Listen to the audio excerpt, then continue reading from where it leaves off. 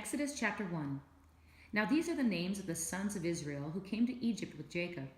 They came each one with his household: Reuben, Simeon, Levi, and Judah, Issachar, Zebulun, and Benjamin, Dan and Naphtali, Gad and Asher. All the persons who came from the loins of Jacob were 70 in number, but Joseph was already in Egypt. Joseph died, and all his brothers and all that generation.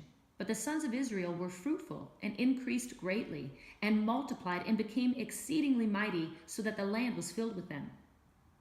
Now a new king arose over Egypt who did not know Joseph. He said to his people, "Behold, the people of the sons of Israel are more and mightier than we.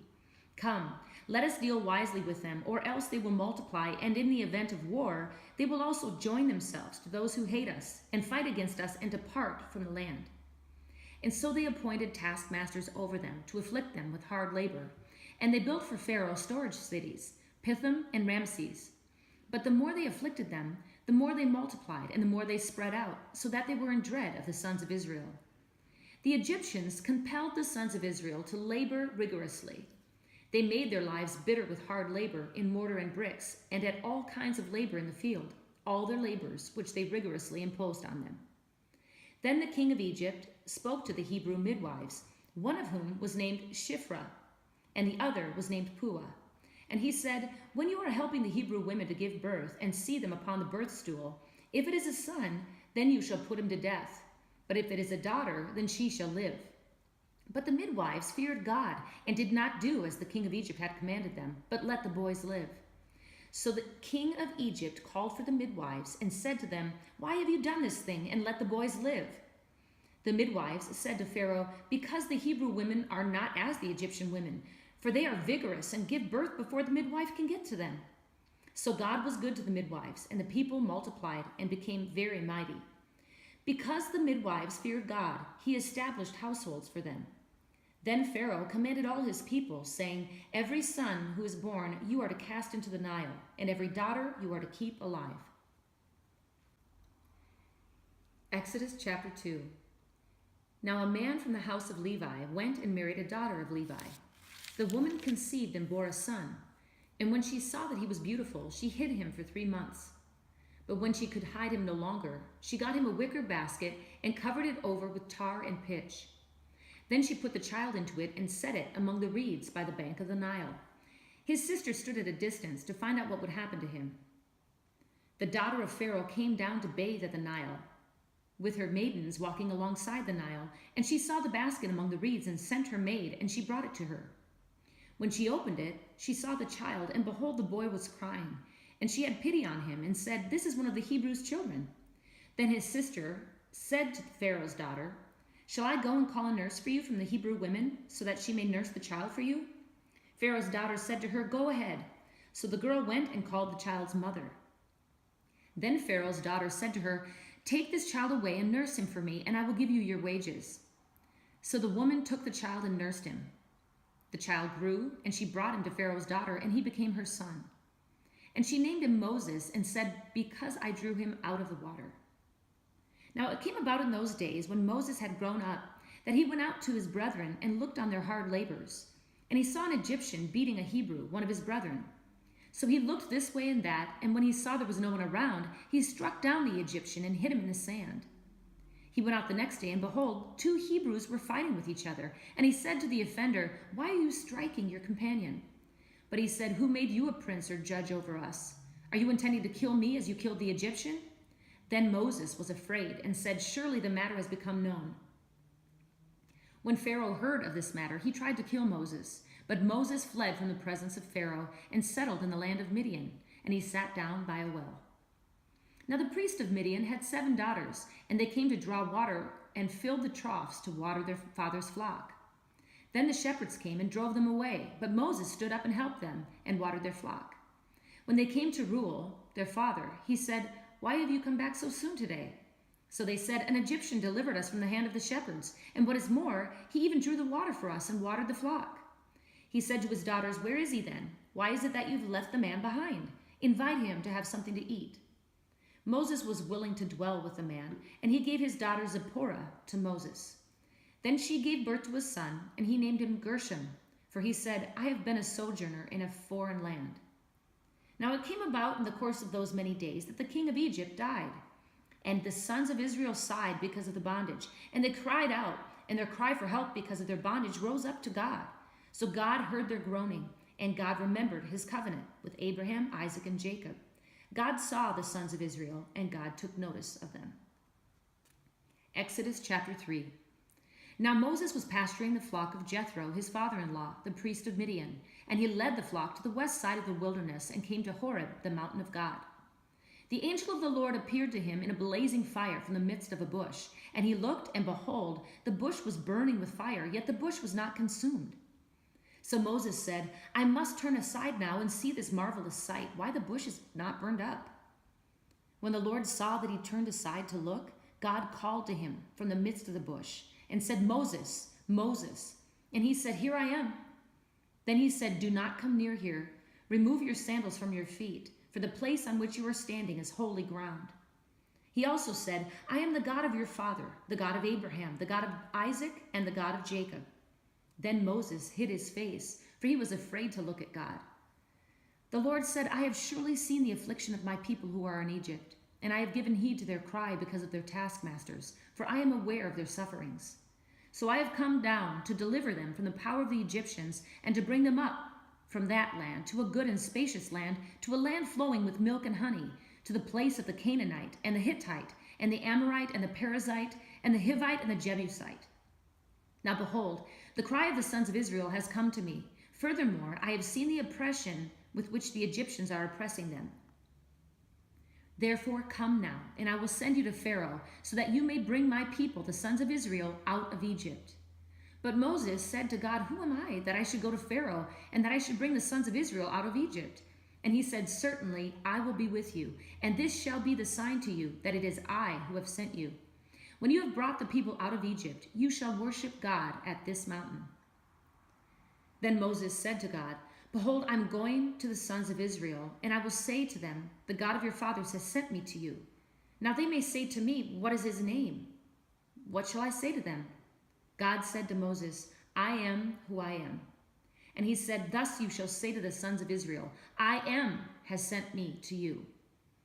God furthermore said to Moses, Thus you shall say to the sons of Israel, The Lord, the God of your fathers, the God of Abraham, the God of Isaac, and the God of Jacob has sent me to you. This is my name forever, and this is my memorial name to all generations.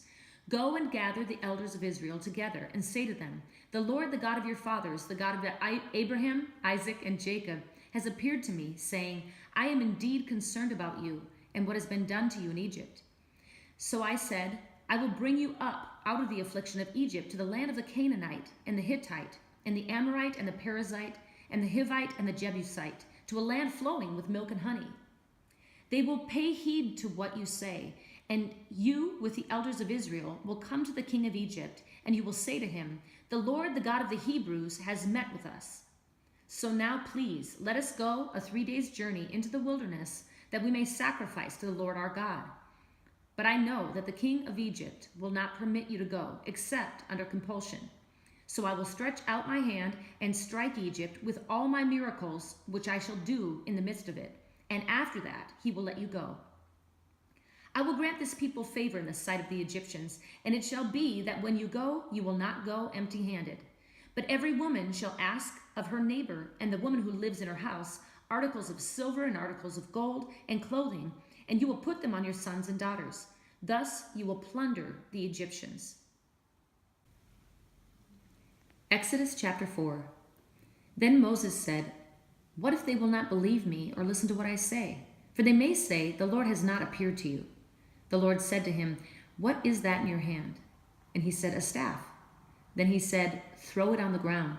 So he threw it on the ground, and it became a serpent, and Moses fled from it. But the Lord said to Moses, Stretch out your hand and grasp it by its tail. So he stretched out his hand and caught it, and it became a staff in his hand, that they may believe that the Lord, the God of their fathers, the God of Abraham, the God of Isaac, and the God of Jacob, has appeared to you. The Lord furthermore said to him, Now put your hand into your bosom. So he put his hand into his bosom, and when he took it out, behold, his hand was leprous like snow. Then he said, Put your hand into your bosom again. So he put his hand into his bosom again, and when he took it out of his bosom, behold, it was restored like the rest of his flesh. If they will not believe you or heed the witness of the first sign, they may believe the witness of the last sign. But if they will not believe even those 2 signs or heed what you say, then you shall take some water from the Nile and pour it on the ground, and the water which you take from the Nile will become blood on dry ground. Then Moses said to the Lord, Please, Lord, I've never been eloquent, neither recently nor in time past, nor since you've spoken to your servant. For I am slow of speech and slow of tongue. The Lord said to him, Who has made man's mouth? Or who makes him mute or deaf or seeing or blind? Is it not I, the Lord? Now then, go, and I, even I, will be with your mouth and teach you what you are to say. But he said, Please, Lord, now send the message by whomever you will. Then the anger of the Lord burned against Moses, and he said, Is there not your brother Aaron the Levite? I know that he speaks fluently, and moreover, behold, he is coming out to meet you. When he sees you, he will be glad in his heart. You are to speak to him and put the words in his mouth, and I, even I, will be with your mouth and his mouth, and I will teach you what you are to do. Moreover, he shall speak for you to the people, and he will be as a mouth for you, and you will be as God to him. You shall take in your hand this staff, with which you shall perform the signs. Then Moses departed and returned to Jethro, his father-in-law, and said to him, Please let me go, that I may return to my brethren who are in Egypt, and see if they are still alive. And Jethro said to Moses, Go in peace. Now the Lord said to Moses in Midian, Go back to Egypt, for all the men who are seeking your life are dead. So Moses took his wife and his sons and mounted them on a donkey and returned to the land of Egypt. Moses also took the staff of God in his hand. The Lord said to Moses, When you go back to Egypt, see that you perform before Pharaoh all the wonders which I have put in your power, but I will harden his heart so that he will not let the people go. Then you shall say to Pharaoh, Thus says the Lord, Israel is my son, my firstborn. So I said to you, Let my son go, that he may serve me, but you have refused to let him go. Behold, I will kill your son, your firstborn. Now it came about at the lodging place on the way that the Lord met him and sought to put him to death. Then Zipporah took a flint and cut off her son's foreskin and threw it at Moses' feet. And she said, You are indeed a bridegroom of blood to me. So he let him alone. At that time she said, You are a bridegroom of blood because of the circumcision. Now the Lord said to Aaron, Go to meet Moses in the wilderness. So he went and met him at the mountain of God and kissed him. Moses told Aaron all the words of the Lord which he had sent him, and all the signs that he had commanded him to do. Then Moses and Aaron went and assembled all the elders of the sons of Israel.